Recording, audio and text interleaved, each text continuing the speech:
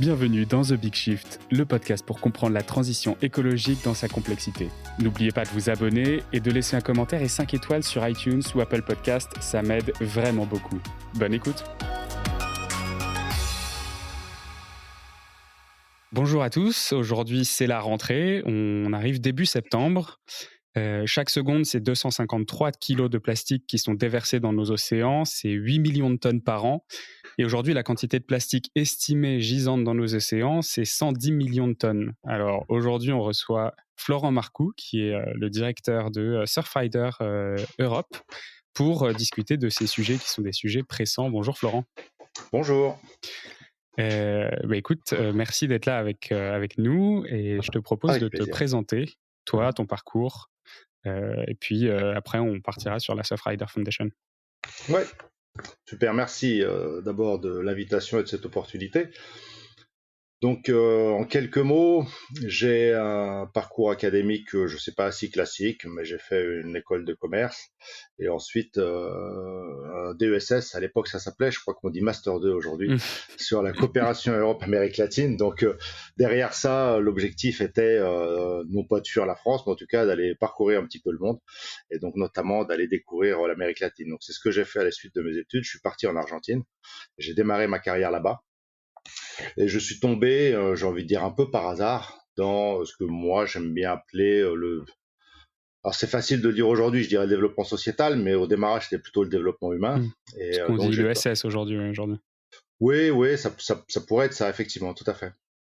Et donc j'ai commencé par travailler sur la mise en place de projets d'accès à l'eau potable dans les bidonvilles et les quartiers défavorisés de Buenos Aires. Un travail absolument fabuleux, très prenant, très engageant, et qui m'a amené à finalement faire beaucoup d'efforts en interne. Je travaillais pour Aguas Argentinas, qui était le service public de l'eau, mais qui avait été privatisé à l'époque. Dans les années 90, c'était le démarrage de grandes privatisations des services publics, sous l'égide de la Banque mondiale notamment.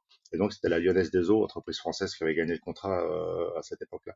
Et c'est vrai qu'il y avait un gros travail à faire en interne pour convaincre les gens que oui, on peut aller travailler dans des bidonvilles, qu'on va pas se faire égorger à tous les coins de rue, que les pauvres sont des gens qui sont très respectueux de ce type de service public, qui le valorisent beaucoup plus d'ailleurs que les autres, du coup qui le payent beaucoup plus facilement que les autres, évidemment à la hauteur de leurs moyens. Bref, un gros travail en interne qui était intéressant, très formateur également, mais assez fatigant et usant. Donc au bout de 4 ans, j'ai décidé de rentrer à Paris, de rentrer en France, et notamment d'essayer d'intégrer une structure qui était, je dirais, déjà convaincue de la possibilité et de l'intérêt d'aller travailler pour les populations peut-être plus défavorisées. Voilà, et je le fais court, quelques péripéties ont pu survenir de ci de là, mais j'ai fini par intégrer le secteur associatif et une organisation qui s'appelle Aide et Action au niveau international et qui œuvre pour l'accès à la qualité de l'éducation dans le monde.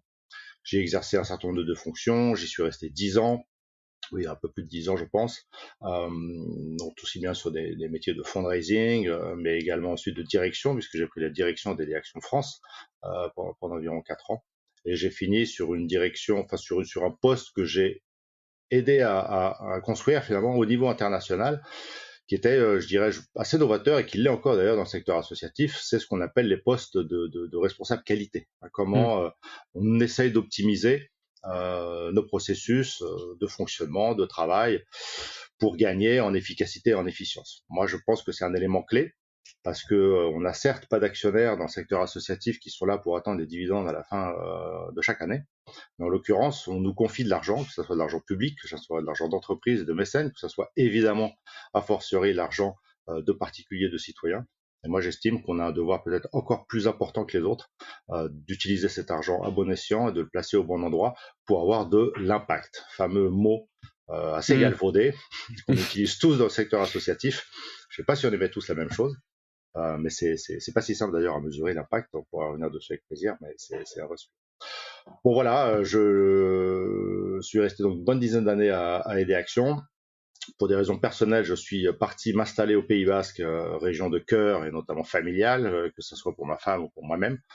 Et c'est depuis ce Pays Basque que j'ai postulé à Surfrider, qui cherchait à l'époque un directeur exécutif. Et donc j'ai intégré cette belle structure associative européenne international, j'ai envie de dire également, mais en tout cas là, c'était Mm. pour la direction de Surfrider Europe, donc il y a maintenant 8 ans, et j'en ai pris la direction générale il y a un peu plus de 3 ans maintenant.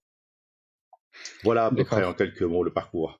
Donc tu as commencé avec l'eau à la Lyonnaise des Dos et puis tu reviens à l'eau une vingtaine d'années plus tard avec la Surfrider Foundation. La Lyonnaise des Eaux, ça a été racheté par Suez. Est-ce que du coup, il y avait déjà ces dynamiques de changement climatique, cette communication de Suez autour de leur ambition de préservation de la nature ou c'est beaucoup Non, pas du tout à plus récent que l'époque, ça? hein, mais peu de personnes, à part les scientifiques, qui se démenaient les pauvres pour essayer d'alerter et de faire prendre conscience, notamment les politiques, mais aussi les citoyens, que c'était déjà un enjeu.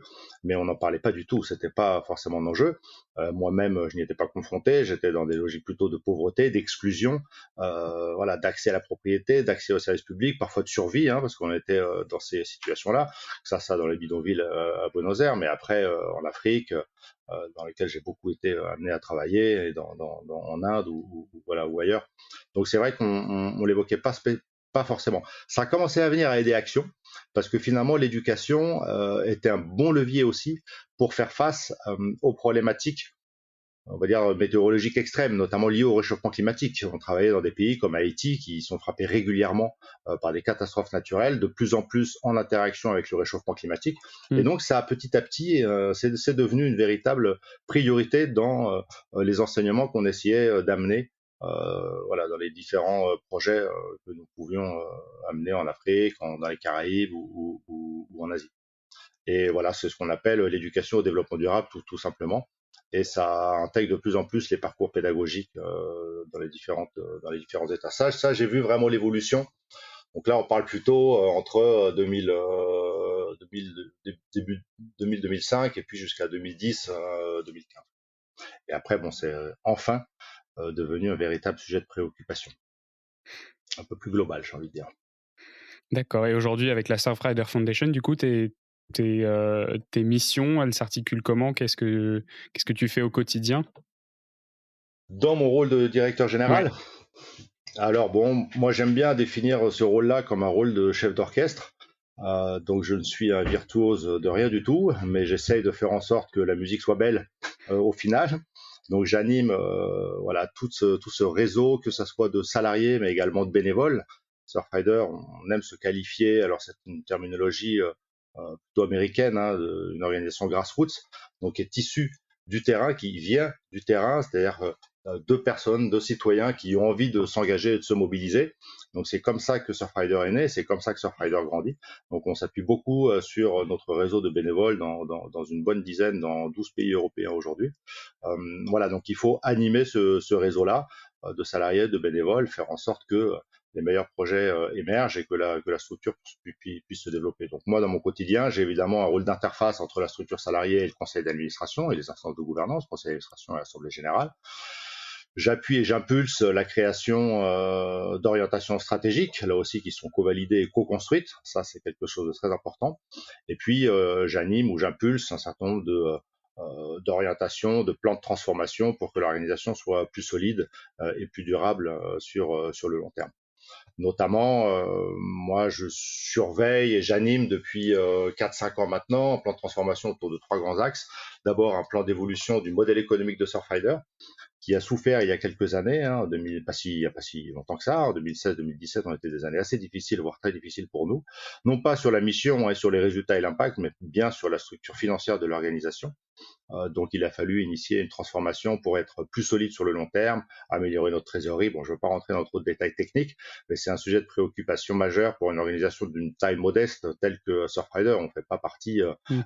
voilà, des mastodontes qu'on peut trouver dans le secteur associatif. Et ça, Donc ça, ça c'est représente quoi, du coup, la partie salariée ou la partie bénévole au niveau européen, du coup, puisque c'est ton scope? ouais, au niveau européen, on doit être environ 55 salariés à peu près à plein temps aujourd'hui. La plupart étant des salariés du staff basé en France. Hein, notre siège est à Biarritz d'ailleurs. Mais j'ai quelques équipes également en Espagne, en Belgique, dans les Pays-Bas et en Allemagne. D'accord. Et après, les bénévoles, alors il y a différentes typologies de bénévoles chez Surfrider. Il y a les bénévoles un peu permanents qui sont structurés dans ce qu'on appelle nous des antennes. Ce sont des équipes bénévoles finalement qui ont un territoire géographique d'action dans 12 pays européens, comme je le disais. Et là, il y a environ 500 bénévoles, donc une dizaine de bénévoles par équipe, grosso modo, qui forment le noyau dur. Et après, ils sont en capacité d'aller mobiliser et ratisser un peu plus large quand ils ont besoin pour des événements un petit peu spécifiques. Mais on s'appuie aussi beaucoup sur des bénévoles plus ponctuels, on pourrait le dire comme ça, des bénévoles qui vont agir sur des projets spécifiques. Notamment, on s'appuie beaucoup sur ce qu'on appelle la science participative, c'est la capacité à mobiliser des citoyens pour aller obtenir de la donnée.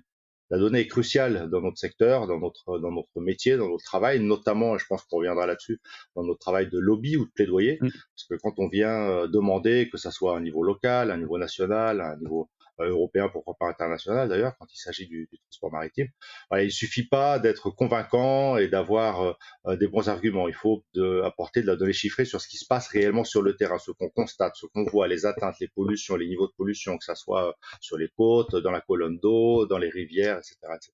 Donc, on s'appuie beaucoup sur cette capacité à mobiliser des citoyens, à faire des bénévoles ponctuels, comme je le disais, intégrés à certains de nos projets.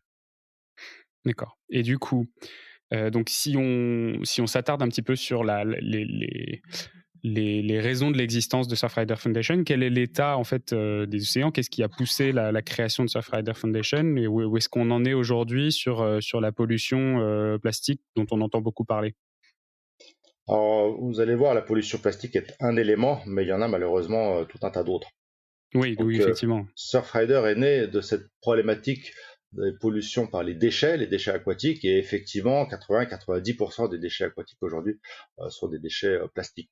Donc, on est né de ça dans les années 90, hein, on a un petit peu plus de 30 ans maintenant. Ça a été un ras-le-bol de quelques surfeurs locaux. À l'époque, Tom Curren, triple champion du monde de surf, Mm. vivait sur la côte basque. Et étant californien, il connaissait Surfrider aux États-Unis, qui était déjà né quelques années auparavant.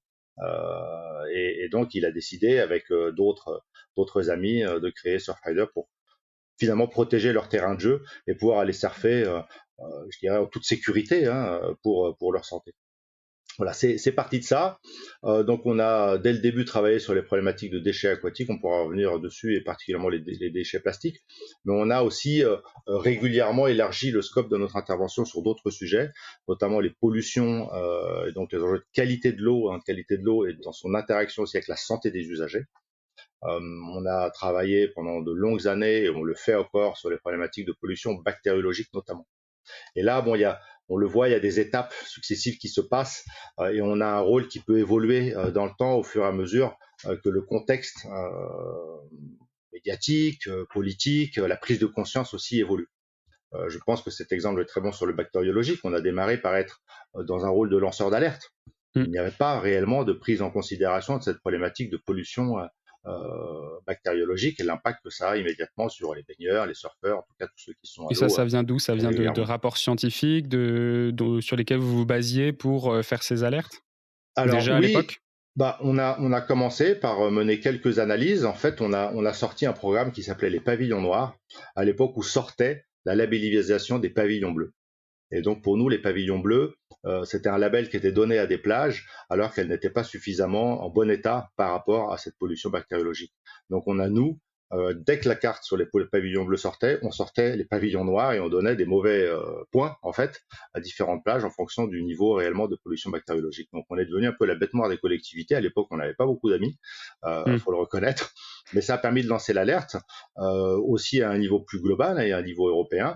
Et je le fais un petit peu court, je suis obligé de résumer ce qui s'est passé dans le temps, mais en 2006, on a obtenu une révision de la directive sur les eaux de baignade qui a obligé l'intégralité des États membres à surveiller cette qualité des eaux bactériologiques, des eaux de baignade en l'occurrence, et notamment l'été. Donc, il y a encore des progrès à faire, il y a encore de l'amélioration. Il y a une révision d'ailleurs qui est en cours et on fait un gros travail aujourd'hui auprès des institutions européennes pour améliorer encore cette directive. Mais ça a été déjà en 2006 un vrai progrès. Derrière, les collectivités s'en sont saisies, bien obligées, bien entendu, hein, parce qu'il Mm. faut savoir que les politiques européennes en matière d'environnement sont ce qu'on appelle des politiques contraignantes, donc qui obligent les États membres à la respecter. Et donc vraiment, il y a eu des investissements sur des stations d'épuration, sur des bassins de rétention, et la qualité de l'eau s'est réellement améliorée. Il reste aujourd'hui des problèmes sur cette pollution bactériologique et qui vont un petit peu en s'accélérant malheureusement parce qu'ils sont en lien avec le réchauffement climatique. Le réchauffement climatique amène des phénomènes météorologiques extrêmes de plus en plus importants, des pluies diluviennes. Comme on a croisé ça avec une bétonisation à outrance de nos zones littorales, il y a un phénomène d'imperméabilisation des sols, de ruissellement, qui fait qu'à chaque pluie, la plupart des zones de baignade se retrouvent polluées. Donc il faut généralement, quand ça plu assez fortement, ne pas aller à l'eau pendant 24, 36 ou 48 heures. Donc voilà la pollution bactériologique. Aujourd'hui, on est très inquiet par rapport aux problématiques de pollution chimique, parce que là, pour le coup, il n'y a pas de suivi de cette pollution chimique dans nos eaux de baignade ou dans nos eaux récréatives.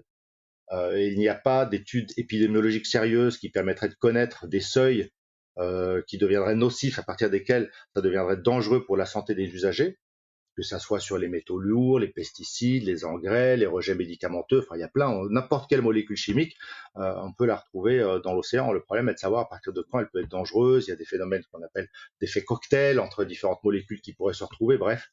Donc nous, un peu comme il y a 15-20 ans, on a lancé l'alerte sur les pollutions bactériologiques. On vient de lancer un projet qui s'appelle CURL, qui vise à lancer l'alerte sur les pollutions chimiques, et en espérant que la puissance publique puisse s'en saisir et mène des études et applique aussi des principes de précaution pour minimiser au maximum les rejets de polluants chimiques dans l'océan. Ça paraît presque incroyable en fait qu'il n'y ait aucun programme qui soit mis avant aujourd'hui 2020-2021 à analyser ces seuils, quoi. Oui, alors il faut quand même dire que notamment en France, c'est l'Ifremer qui fait ça, qui surveille, je crois qu'il y a une 50aine de molécules chimiques qui sont surveillées par l'Ifremer. Vous pouvez aller sur le site de l'Ifremer, vous trouvez d'ailleurs les cartographies de ça, mais dans une logique d'état écologique de la masse d'eau, mais pas du tout dans son interaction avec la santé humaine. C'est là toute la différence. Donc on ne connaît pas aujourd'hui les seuils, c'est pour ça que je parlais d'études épidémiologiques, alors que sur le bactério, on le sait, hein, il y a des seuils qui ont été fixés dans cette directive de 2006. Dès que c'est au-dessus, il y a un risque de diarrhée, d'otite ou d'impact cutané ou quoi que ce soit. On n'a pas ça en fait dans les pollutions chimiques. Puis c'est des impacts sanitaires qui sont à beaucoup plus long terme. Donc il faut reconnaître que ce n'est pas simple. Ce n'est pas simple d'évaluer l'impact que l'exposition à certains polluants chimiques dans l'océan peut avoir sur des surfeurs ou des baigneurs. C'est un peu les mêmes problématiques que les perturbateurs endocriniens qu'on peut trouver dans l'air. On a mis beaucoup de temps quand même à travailler sur cette problématique-là et à apporter des réponses. Mais bon, c'est pas parce que c'est pas facile qu'il faut pas y faire face, essayer d'apporter une solution. Et puis, quand bien même on n'aurait pas encore toute la connaissance pour savoir réellement l'impact ou les risques, on peut au moins limiter ces risques-là en limitant les rejets, voire en les interdisant. Et là, on est tous responsables, hein, nous aussi en tant que citoyens. Je jette la pierre à personne ou à tout le monde en tout cas en même temps. Il suffit aussi de s'interroger, nous, dans notre quotidien, comment on nettoie notre maison ou notre appartement, avec quel type de produit, parce que faut savoir que tous ces produits rincés finissent dans les stations d'épuration. Les stations d'épuration, elles ne traitent pas tout, elles ne peuvent pas traiter tout et elles ne sont pas là pour traiter tout non plus. Donc voilà, il y a pas que les entreprises, les industries, il y a aussi le citoyen, il y a tout un tas de choses. L'agriculture, bien entendu, hein, qui est un gros source potentiellement avec les engrais. Bon, ça, c'est des vrais sujets de discussion aujourd'hui hein, au niveau politique. Mais voilà, donc nous, on est assez inquiets sur l'état de l'océan quant à la pollution chimique et surtout dans son interaction et dans son impact sur la santé de ses usagers. Et puis le troisième sujet sur lequel on travaille depuis de nombreuses années, c'est celui de l'aménagement du littoral. Et de plus en plus dans son interaction avec le changement climatique. Là encore, évidemment, hein, le réchauffement climatique, il est en interaction avec toute action qu'on peut avoir au niveau environnemental, malheureusement. Bien sûr, montée des eaux, érosion des littoraux. Exactement. Alors, pourquoi de plus en plus on a, avant nous-mêmes de se préoccuper de la problématique du réchauffement climatique, on travaillait sur l'aménagement du littoral avec une posture relativement... On n'aime pas trop ça, généralement en Surfrider, mais pour le coup, on était un peu dogmatique. On s'opposait à tout projet d'aménagement sur un espace côtier parce qu'il y a forcément un impact négatif, bien entendu, que ce soit sur les écosystèmes, mais aussi une mise en risque des usages ou des usagers. On a vu tellement de magnifiques spots de surf être cassés par la mise en place d'une digue, tout simplement. Enfin voilà, c'est dès qu'on touche au fond marin, à l'espace ou à la zone littorale, il y a un impact sur toute la courantologie, la sédimentologie, qui fait que tout ça peut être perturbé. Donc on s'opposait à ça. Quand on est face aux projets, aux stratégies d'abord et aux projets en lien avec le réchauffement climatique, on parle évidemment des stratégies d'adaptation, des stratégies d'atténuation. Alors d'adaptation, voilà, tu en parlais, montée des eaux, érosion, submersion, il faut y faire face. on peut pas être dans le déni et se dire on peut rien faire. Non, il y a effectivement. Alors nous, on va promouvoir les méthodes ce qu'on appelle plutôt douces, de protection plutôt douce. Donc s'appuyer sur l'espace naturel, sur des dunes, sur des lagunes, sur voilà des choses qui permettent de rendre à la nature sa capacité elle-même est naturelle finalement de faire face à ces aléas qui ont toujours existé. Et de temps en temps, c'est vrai que c'est difficile de demander à toute une ville telle que Biarritz ou Saint-Sébastien, même Bordeaux, de reculer en se disant bon bah faut laisser la nature reprendre ses droits. Ça serait bien, mais il faut quand même être réaliste par rapport à ça. Et puis l'atténuation, c'est aussi l'océan peut contribuer à la sortie du fossile, au développement d'un mix beaucoup plus respectueux et donc au développement du renouvelable à travers des énergies marines renouvelables. Alors ça fait pas toujours plaisir, y compris aux pratiquants d'activités nautiques que nous représentons, voire aux surfeurs, mais il faut accepter, pas tout, n'importe comment, bien entendu, mais il faut accepter qu'on utilise aussi ces énergies marines renouvelables, que ce soit à travers de l'éolien offshore et pourquoi pas demain du houlomoteur, du marémoteur, d'autres techniques qui sont un peu plus en phase encore de R&D, mais qui vont se développer et qui sont nécessaires si on veut sortir du fossile le plus vite possible. Tout à fait. Sur la partie offshore, effectivement, pour revenir du coup à la partie déchets plastiques, la Chine a annoncé, alors en 2017, ils avaient annoncé qu'ils le faisaient, ils l'ont fait de façon pratique, et en 2021, ils ont signé, ils ont pu importer un seul kilo de déchets de plastique européens. Est-ce que ça a changé quelque chose sur nos littoraux, sur les littoraux mondiaux? Est-ce qu'on voit une amélioration, ou au contraire, est-ce qu'on voit une dégradation des littoraux liée à ces flux qui étaient monumentaux? On parlait de 4 ou 5 millions de tonnes qui allaient en Asie chaque année depuis l'Europe. Non, sincèrement, on ne voit pas aujourd'hui de dégradation. Ça ne veut pas dire que ça se dégrade pas, mais en tout cas, on n'en voit pas ou on n'en constate pas encore, nous, dans les chiffres et dans les remontées. Je suis pas persuadé qu'on en voit beaucoup à travers ce phénomène-là, parce que malheureusement, que ça soit la France ou d'autres pays trouvent d'autres débouchés. Si c'est pas la Chine, ils partent en Afrique, voilà, ou un peu au plus offrant. Si c'est pas ça, ils vont l'incinérer ou ils vont l'enfouir. Bon, voilà. Donc nous, on souffre et on voit trop souvent effectivement des décharges parfois sauvages, parfois des décharges officielles ou qui avaient une autorisation il y a des années et qui, à travers des pluies fortes, des intempéries, des orages, des inondations, se déversent assez massivement après dans les cours d'eau et arrivent dans les océans. Donc si on fait ça effectivement, dans plusieurs années, on aura de nouveau cet impact-là. Mais non, aujourd'hui, moi, je suis beaucoup plus inquiet sur le fait que la production plastique, de toute façon, est en constante progression au niveau mondial. Donc au-delà même de qui traite les déchets, qui les gère, de toute façon la pollution, il y a un seul océan au niveau mondial, donc la pollution de toute façon c'est la même entre guillemets partout. Donc la problématique elle est que la production est beaucoup trop forte. Et puis elle s'arrête pas, elle est en progression continue. Donc c'est un peu ce qui nous amène nous à être très circonspects, pour pas dire parfois critiques, sur ce qu'on appelle un peu les fausses bonnes solutions, qui seraient ceux du recycling. Aujourd'hui, toutes les entreprises, et évidemment celles particulièrement en lien avec le lobby du plastique, construisent un discours qui est il ne faut plus de plastique et de déchets dans l'environnement. Jusque-là, tout le monde est d'accord. Okay. Sauf que la solution qu'ils préconisent, eux, et l'unique solution, c'est 100% de déchets collectés, triés, recyclés. Et ça, pour nous, c'est un leurre absolu. C'est un leurre absolu. C'est-à-dire qu'on n'est même pas capable aujourd'hui de le faire. La production est, pas dire exponentielle, mais pas loin, en tout cas en constante progression. Donc c'est un leurre de croire ça. Il faut absolument réduire drastiquement notre production, notre consommation de plastique. Oui, tout à fait. On a déjà eu cette conversation dans un épisode de The Big Shift, et l'ordre dans lequel les choses doivent se faire, c'est effectivement la réduction, la réutilisation, et effectivement en solution, en troisième solution, le recyclage. En troisième, le recyclage. Et puis après, quand on aura stoppé, fermé le robinet ouvert de déchets dans l'océan, on pourra peut-être, il faudra qu'on s'attaque à la dépollution. Donc effectivement, aller nettoyer l'océan, mais aussi l'environnement, en tout cas de ce qu'on pourra.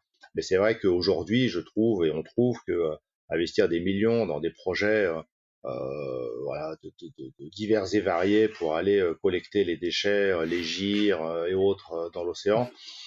Ouais, alors à ce sujet-là, effectivement, quel est ton avis? Il y a plusieurs sujets là-dessus. Il y a The Ocean Cleanup, c'est Boyan Slat qui avait créé une sorte de barrière qui récupérait les plastiques, mais bon, il y a eu un certain nombre d'échecs, notamment sur la solidité du dispositif, sur le fait que ça récupère uniquement des gros Mmh. plastiques, que les Mmh. microplastiques qui représentent plus de 80% Mmh. étaient quand même laissés pour compte. Il y avait le projet Manta de Yvon Bourgnon.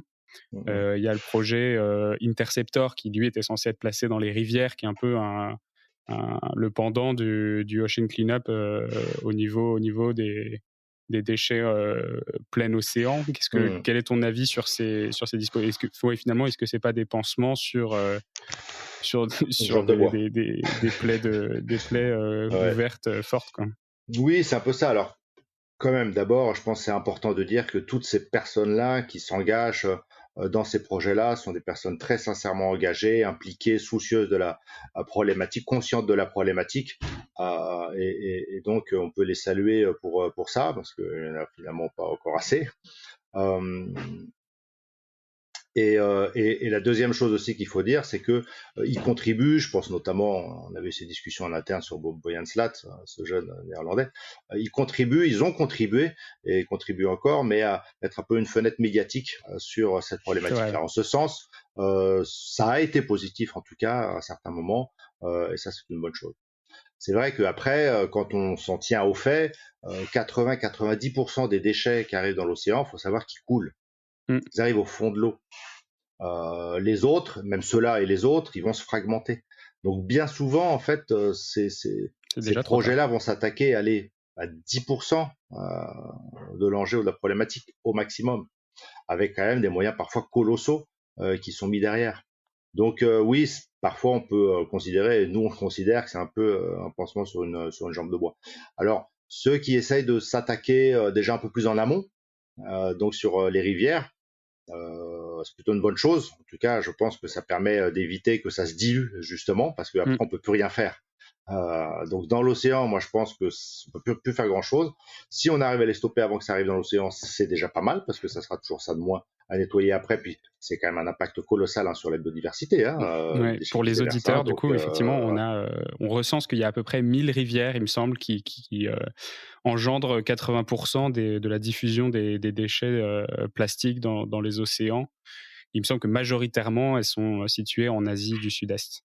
J'ai pas les données oui, oui, il y en sur a ces aussi en montants-là, mais Afrique. Bon, enfin, je ne veux pas dire qu'il faut se méfier de ces données-là. Il ne faut pas s'en méfier, c'est réel, mais c'est parce que c'est des mastodontes de rivières aussi, parce qu'on est bien souvent dans des pays où peut-être, dans certains cas en tout cas, euh, les capacités de gestion des déchets tout simplement n'existent pas. Donc c'est pour ça et qu'il y puis a parce beaucoup qu'on leur plus a qui se vendu déversent à ce 90% de ce moment-là. qu'on avait produit chez nous. Et exactement. Bon, voilà. Donc, la problématique est mondiale. Je pense qu'il faut essayer d'apporter une solution planétaire et notamment réduire drastiquement, encore une fois, cette production de plastique. Particulièrement, en fait, bon, on critique beaucoup le plastique. Moi, j'aime bien critiquer l'usage unique. Le plastique a été une invention fabuleuse et elle l'est encore et elle apporte de grands services à l'homme, à l'être humain que nous sommes. Ça ne veut pas dire qu'il faut en faire beaucoup, mais ce que je veux dire, c'est que le plus grosse aberration, je trouve, moi, c'est l'usage unique. C'est tous ces produits qu'on fait qui vont être utilisés parfois 10 secondes, 10 minutes, 20 minutes ou une journée, parfois pas beaucoup plus. Et c'est quand même cela qu'on retrouve en majorité dans notre environnement, océanique ou ailleurs. Voilà, donc oui, il faut la source, à la source, il faut réduire drastiquement. Ça passe par des cadres réglementaires, donc du lobby, du plaidoyer. Ça passe par une prise de conscience aussi du secteur industriel pour trouver des alternatives. Dans plein de cas, ça existe. Ça passe évidemment par le citoyen aussi. On est Mm. tous des boulimiques malheureusement de consommation. Et puis encore une fois, ça nous a apporté plein de valeur ajoutée, de facilité dans notre quotidien. Je pense par exemple aux emballages plastiques. Bon, bah, faut qu'on arrive à se désintoxiquer. Ok. Pour, pour conclure sur cette partie, effectivement, donc vous avez en, en mission donc une mission de sensibilisation auprès des acteurs, notamment les citoyens, avec aussi des actions bénévoles sur les plages. Donc on a parlé aussi de l'aménagement du littoral. Vous avez et puis d'analyse de qualité des eaux de baignade au niveau chimique, notamment, surtout avec ce nouveau projet en ce moment. Et comment est-ce que vous faites du coup pour sensibiliser aussi les institutions? Quelle est votre action au niveau public? Oui, oui, ça c'est vrai que c'est clé, et tu as raison de le rappeler. Nous, on essaye d'avoir une approche un peu systémique, donc d'actionner tous les leviers qui sont à notre disposition pour, je reviens sur la notion d'impact, mais pour maximiser nos résultats et Mm. l'impact qu'on peut avoir, c'est-à-dire le changement sociétal, hein. Pour nous, l'impact, pour moi, c'est vraiment là où il y a un changement sociétal qui s'opère donc sur du long terme. Donc à la fois, on va avoir avec notre réseau bénévole ce côté activiste, militant, travail sur le terrain, constater une pollution ou un risque et puis aller le combattre ou en tout cas obtenir une solution avec les différentes parties prenantes en local. Parfois, la solution, elle peut même être juridique, hein. J'ai du juriste en interne, on se porte partie civile systématiquement quand il y a des dégazages sauvages, on attaque les armateurs, etc. Ça, c'est la partie plus militante. Mais effectivement, il y a ce gros travail d'influence de la société pour qu'elle évolue dans un sens où il y ait moins d'atteinte à l'environnement demain. Travailler avec le citoyen, bien entendu, éducation, sensibilisation, travailler avec les entreprises. Là, c'est déjà du lobby, hein. Mm. Moi, chez nous, le mot lobby n'est pas tabou. On fait du lobby d'intérêt général. C'est vrai que parfois, certains préfèrent parler de plaidoyer. Bon, tous les mots nous vont. Euh, mais il y a du lobby corporate, hein, vis-à-vis de la sphère marchande, de la sphère privée, parce que là aussi, on peut être en capacité parfois de les faire évoluer, de les faire changer. C'est particulièrement vrai aujourd'hui. On pourrait revenir dessus si vous le souhaitez, mais moi, j'estime que les ONG comme la nôtre n'ont pas qu'un rôle de dénonciation. On a aussi une responsabilité, pour moi, d'accompagner une transformation, parce qu'elle n'est pas simple, cette transformation-là. Donc dénoncer, c'est bien. Se projeter et dire ce qu'il faudrait atteindre dans 10, 20, 30, 50 ans, ok. Généralement, là, on est d'accord là-dessus. Mais non n'empêche qu'aujourd'hui, on est dans le point A, il faut aller au point B. Et voilà, il y a une phase de transition là qui est pas simple. Donc pour ceux qui sont réellement assez sincères et engagés dans cette transformation, je pense encore une fois, là, je parle des entreprises, bah, Mm. je pense qu'on a un rôle à faire dans l'accompagnement de cette transition et de cette transformation. Je Et- pense même qu'on a un rôle, et c'est quelque chose qu'on est en train de développer, sur lequel on réfléchit, pour faire émerger les nouvelles entreprises ou les nouveaux business de demain, qui seraient beaucoup plus éco-responsables, voire partie prenante de la solution, et évidemment pas du problème. Parce qu'à partir du moment où on dénonce des choses, derrière, c'est quand même des emplois, donc il faut aussi essayer de contribuer à l'émergence et à la création de nouveaux emplois de demain. Et j'en arrive quand même à ta question. Oui, la troisième partie prenante indispensable est celle des institutions, de la puissance publique qui définissent le cadre réglementaire. Donc ça a été un travail qui nous a pris du temps, hein. On n'a pas démarré il y a 30 ans en étant écouté par les institutions, loin de là. Il faut gagner sa place, il faut trouver une écoute, il faut être audible, puis crédible et légitime. Donc ça passe notamment par les données. Et c'est comme ça, nous, qu'on a gagné notre place auprès des institutions, Mm. en étant en capacité de leur apporter de l'information sur ce qui se passe réellement sur le terrain. De l'information qu'ils n'ont pas toujours, des remontées concrètes qu'ils n'ont pas toujours, parce qu'ils n'ont même pas forcément les capacités, hein, ou les moyens de les avoir. Les collectivités ne suivaient pas. C'était des sujets d'ailleurs qui n'étaient pas forcément des sujets de préoccupation à l'époque, quoi. Voilà, et nous, notre programme Initiative Océane, qui est un programme phare à Surfrider, qu'on a lancé il y a bien 25 ans maintenant, qui est un programme de sensibilisation à la base des citoyens en allant collecter des déchets sur la plage.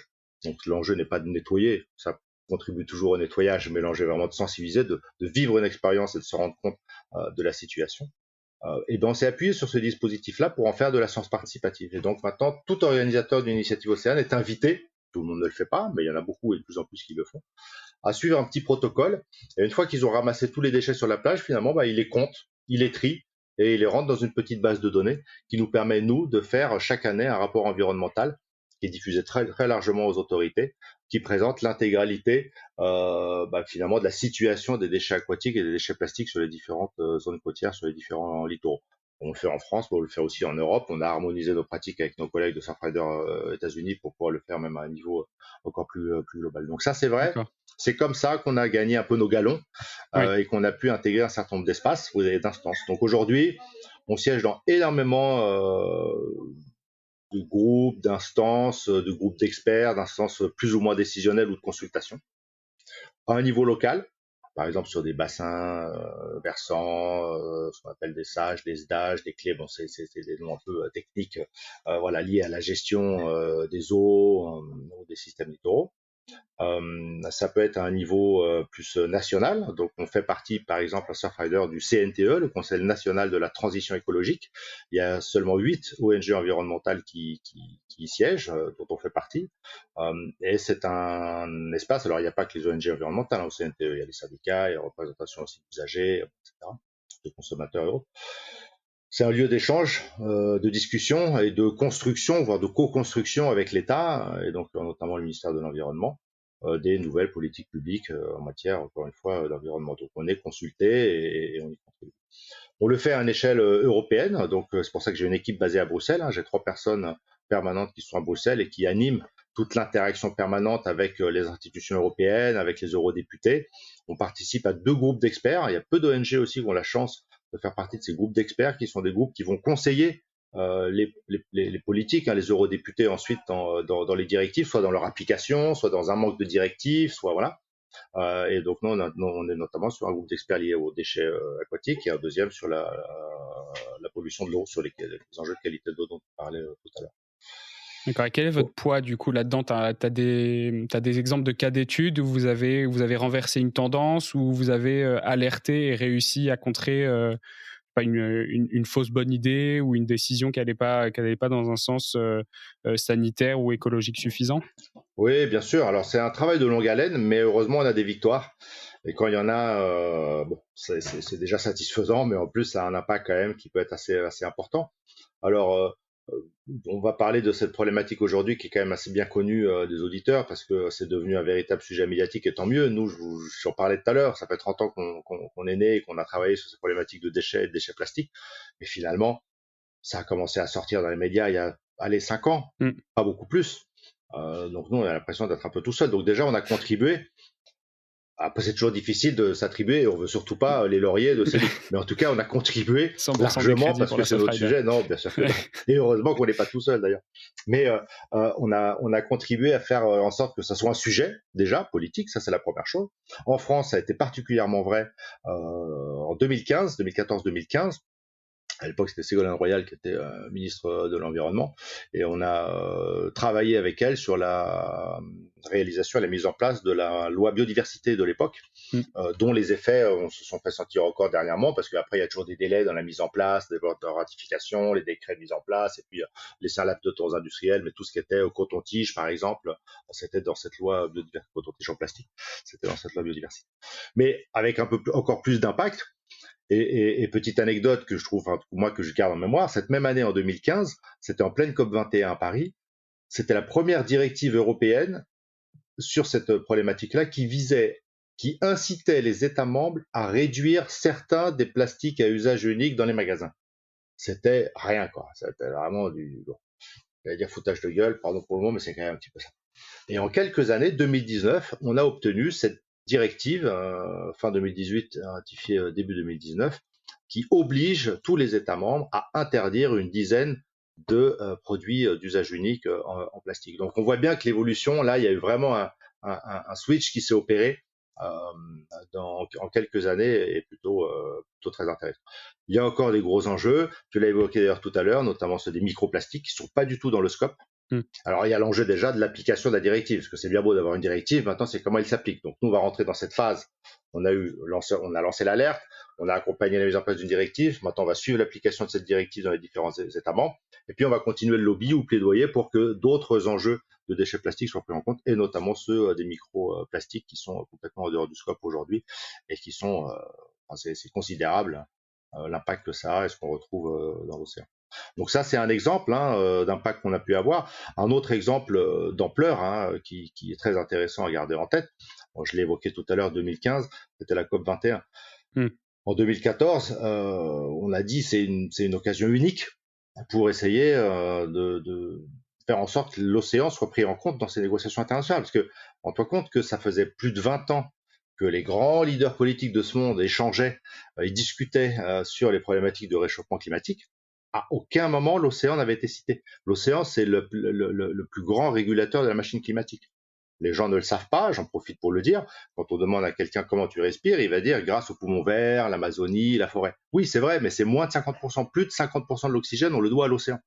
C'est un capteur phénoménal d'énergie, de surplus de chaleur. C'est un puits de carbone aussi, on l'appelle comme ça. Je crois que c'est 25% du carbone qui est absorbé par l'océan. Bref, voilà, l'océan, c'est la vie. L'océan, c'est la vie. Toute vie sur Terre vient de l'océan et c'est un régulateur de la machine climatique énorme. C'était pas du tout considéré et pris en compte depuis 20 ans dans les différentes COP, donc de ces négociations internationales. Voilà. Donc en 2014, on a cofondé avec quelques autres organisations la POC, la plateforme Océan et Climat, pour à plusieurs, parce que c'est important d'être plusieurs pour peser, interagir à travers notamment l'État français qui donc organisait et animait cette COP 21 à Paris, et faire en sorte que l'océan soit entendu, soit pris en compte. Ce qui a été une réussite puisque l'océan est enfin apparu dans l'accord de Paris. Suite à ça, le GIEC a fait un rapport spécial sur l'océan, puis sur la cryosphère. Bref, voilà, c'est un véritable aujourd'hui sujet de préoccupation.